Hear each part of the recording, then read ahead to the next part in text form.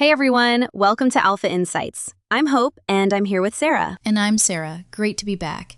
And hey, if you have questions while you're listening, drop them at stockalpha.ai. We'll check them out. All right, quick one to kick off. A small Canadian company just shipped medical cannabis gummies to Australia and booked about $350,000 in revenue from that first export. On the surface, that number alone matters because this company has a market cap in the single-digit millions.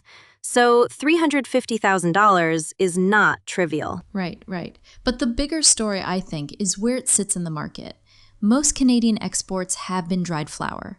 Analysts have been pointing out that edibles and medicaments are a high potential segment that hasn't really shown up in international shipments yet. Exactly.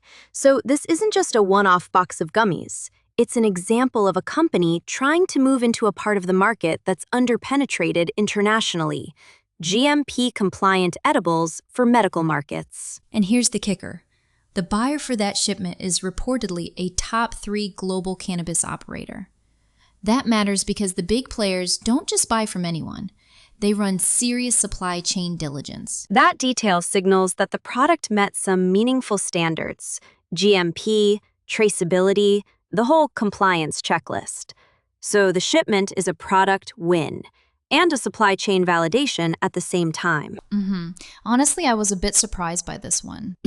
There's also been a cadence of news from the company in the last few days that paints a clearer strategy.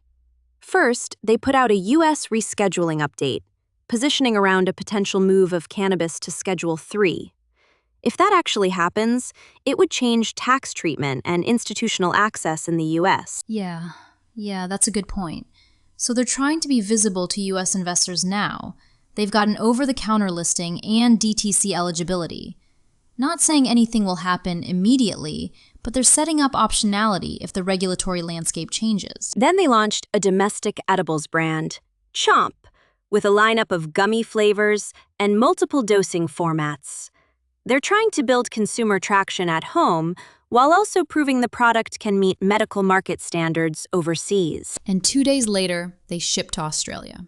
Put those 3 announcements together: rescheduling positioning, a consumer brand, in an international GMP-compliant shipment, and you start to see a multi-front play rather than random press releases. Totally. The idea seems to be validate product domestically, get real buyers overseas, and keep U.S. optionality on the table. If all 3 legs hold up, that's a coherent strategy, but there are big caveats. Right. One big caveat is scale. The global export winners so far have been big Canadian licensed producers with EU GMP facilities and established distribution, people like Aurora and Tilray. They have tens of millions in international revenue and deep infrastructure. Exactly. The competition for dried flower is intense, and getting more so. Lower-cost growing regions and intermediaries handling EU logistics have changed the game. But edibles? That's less crowded in international medical channels. Also, markets like Australia are scaling quickly on the medical side, and other countries are loosening access. So there's demand, but the question is whether a microcap can turn one shipment into a recurring supply relationship. That's the key thing to watch. Is this a one-time trial order or the start of an ongoing supplier agreement with a major operator? The company did say follow-on shipments are expected this year, subject to approvals. So we'll be watching for confirmation. And domestically, Chomp's traction matters too. If they can get consistent demand, especially through medical channels or insurance-backed purchasing for veterans, that supports the export business with manufacturing scale and quality controls. Also, don't forget the U.S. angle. Schedule 3 reclassification isn't final. If it happens, it could re-rate the sector.